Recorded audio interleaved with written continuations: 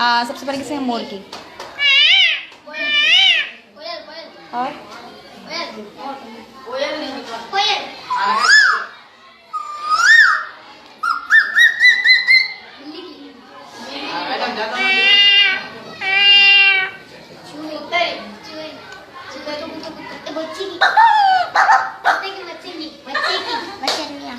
हाथी ना, छोटा वाला बच्चा, छोटा वाला बच्चा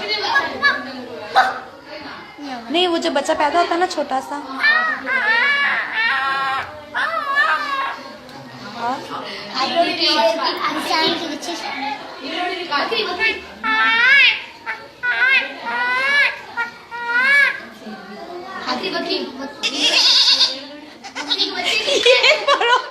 एक बार और